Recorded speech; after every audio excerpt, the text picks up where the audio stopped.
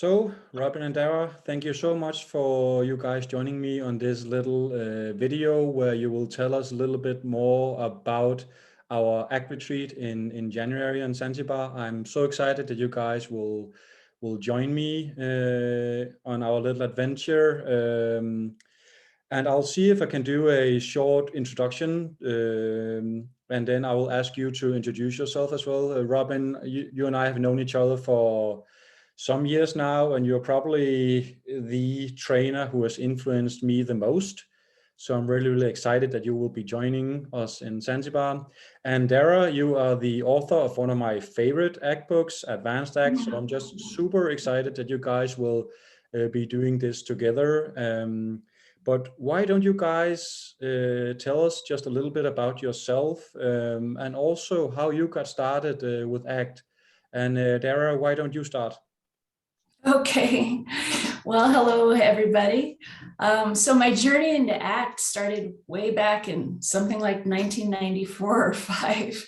I was an intern and I was doing a practicum at an all-male federal prison, and I had this unique idea for my dissertation based on what I was seeing. So I did a little research nosing around and discovered this whole group out of Reno, Nevada that had been working on this thing for 15, 20 years. And that's how I encountered ACT in the work. The AAQ was in development and I used it in my dissertation. So it goes back a little bit. And then I think I did my first workshop with Steve Hayes up at Lake Tahoe, maybe 1999, something like that. But I hadn't ever done the therapy. And it wasn't until I came on board at the VA in Palo Alto, California, and I was heading up the women's residential treatment program, and everybody kept telling me I needed to meet this woman named Robin Walser. I had so many people say, you should meet Robin. And then someone said, Robin Walser does ACT. I'm like, oh, I do need to meet this woman. And next thing I know, she and I are bringing ACT into our residential treatment program. And I think it was the first time it was brought into residential treatment. Isn't that right, Robin? Around 2000. Yeah, we just saw incredible growth when we did that in that setting. It was in groups, and I've just been at it ever since. Now I'm in private practice in Durango, Colorado, still learning and growing in ACT. And I will say that I love teaching others, helping others along that journey. I'm always learning and helping other people evolve. It keeps it vital for me. So. Perfect. Yeah. And Robin, why don't you tell us a little about yourself as well, and how you got started doing ACT?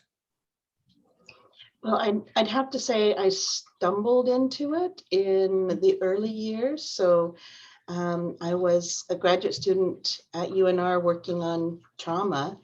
That was my key interest, and I attended in 1991 an ACT workshop with Steve Hayes.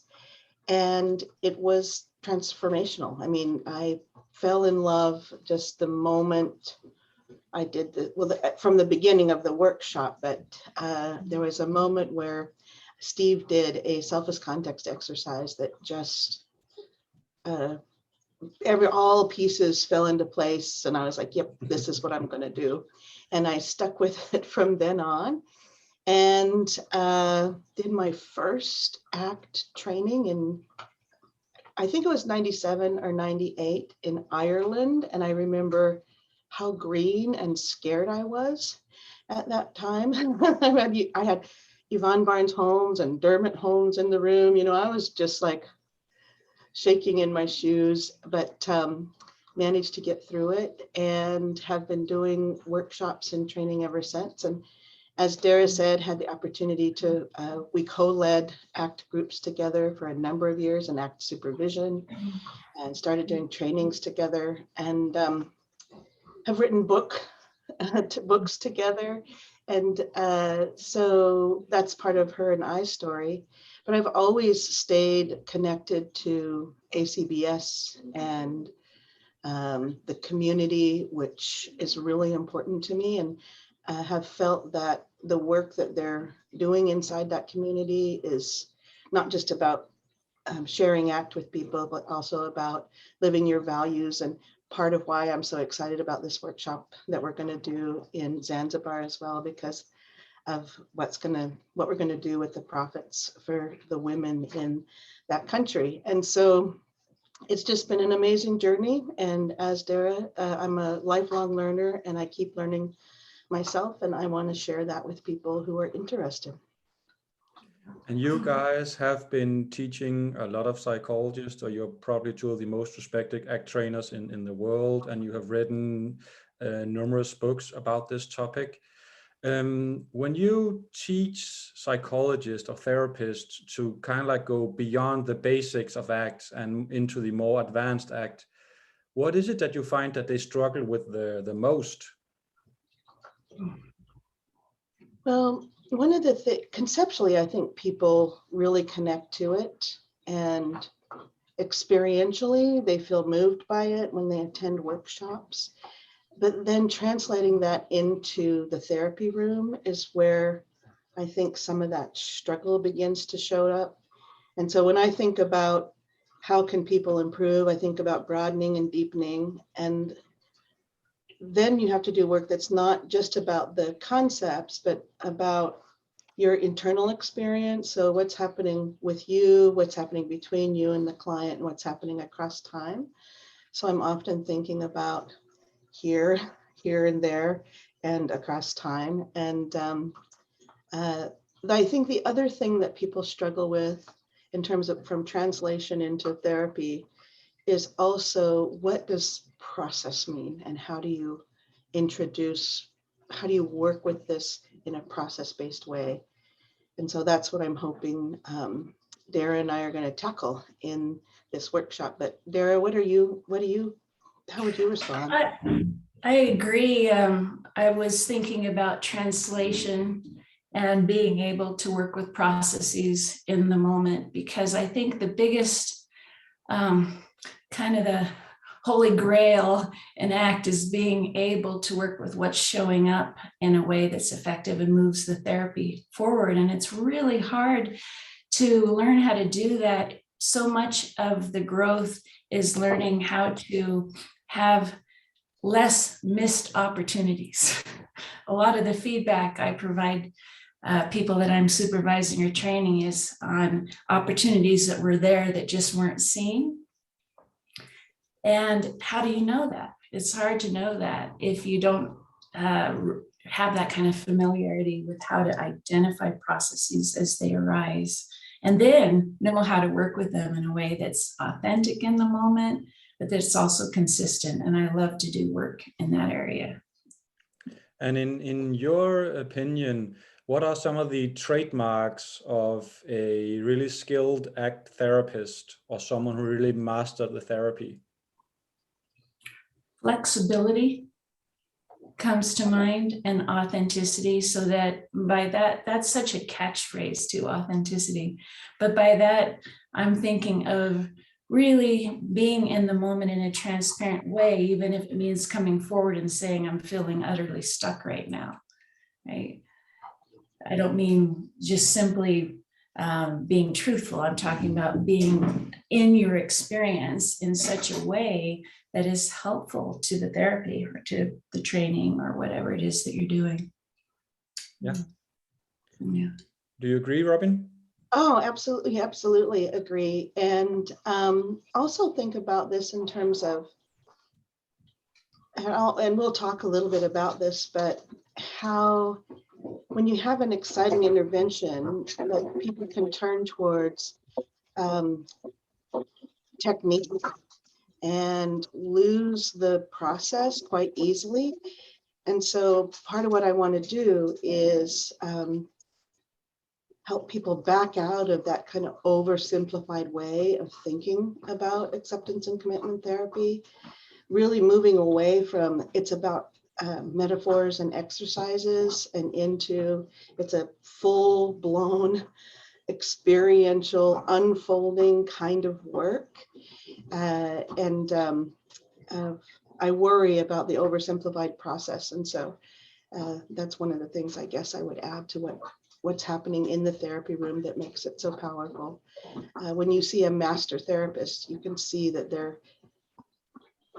like when I watch folks who are doing really well, they're not just saying, okay, now let me do an exercise. They're fluidly pulling in all of the 6 core processes in a way that fits the client, is responsive to the client in the moment. And the reason why I'm asking these questions, because what we will be teaching, or what you guys will be teaching our participants at the retreat, is like more of an advanced ACT class and not an introductory ACT class. So why don't you guys tell us a little bit about what you have planned for the participants, what you are hoping that they will learn in the week we have together? Well, we'll be doing a fair bit of reflective processes, like how does ACT work for you? And, you know, what are your internal barriers to your own willingness? And then translating that to an interpersonal experience. Also thinking about how you get shaped in the therapy and what is the function of your behavior in the room. So we'll be drawing attention to the therapist's experience, but we'll also then translate that to that interpersonal space and how that develops over time. We're going to do some more extended mindfulness work, because we think that's so important to that building that awareness space. You can't make choices without awareness. And so we'll be hanging out there some. We'll be giving direct feedback as people practice and try to implement some of the skill that we're focusing on. And my hope is that folks who leave will feel like they've upped their game a tremendous amount. And Dara and I have been thinking about how to best do that. And we're looking forward to seeing the outcome of those ideas. Yeah. And you two often do workshops together, or you have done it on multiple occasions. How do you guys normally work together when you do these things? Well, aside from the time when we were doing a workshop on timing, and she mistakenly told me I had 5 minutes left instead of an hour. We work well together. You know, I think that what makes one of the many things that makes it so meaningful for me to work with Robin is that we both really work to walk the walk. And so that means that we are in our training the same way that we're asking our trainees to be with their folks. And that is present and engaged and very real. And that gives us the flexibility to work with whatever's happening. Sometimes we'll do something unexpected, or we will change our plan on the dime based on what's happening in the room. And so I think the feedback that we've had over the years is that's much appreciated. It's a felt experience. I think that there's a sense that we're all in this together and we're doing something meaningful. So, yeah. So people will also have a chance to experience acts on their own body and on their own mind. And I don't recall which one of you said this or wrote this, but you kind of like see a difference in therapists who embraced ACT in their own life as well, or as a way of living, compared to those who kind of like approach it as a therapy and hasn't approached it or hasn't embraced it in their own lives as well. So it seems like that is also something that you will work on a bit in this week. Yeah. Perfect. And none of you guys have ever been to Zanzibar before, right? No, and I love even saying it's so exotic. I'm going to Zanzibar. It's so beautiful there. I'm looking forward to show you. And as you said, Robin, we are doing this retreat. The profits for the retreat will be donated to something called Rising Hope that supports treatment for female drug addicts in all of Tanzania. And for those of you who are interested, I also made a video a couple of weeks ago with the leader of the Rising Hope Foundation. So if anyone's interested, you can also look at that video. And then I'm super excited to see the two of you in Zanzibar and hopefully all our participants. We're excited to see you and our participants as well, Martin. We're really looking forward to it. Yeah, me too. Can't wait. Perfect. Guys, thank you so much for taking your time to share this with us. And have a nice Sunday.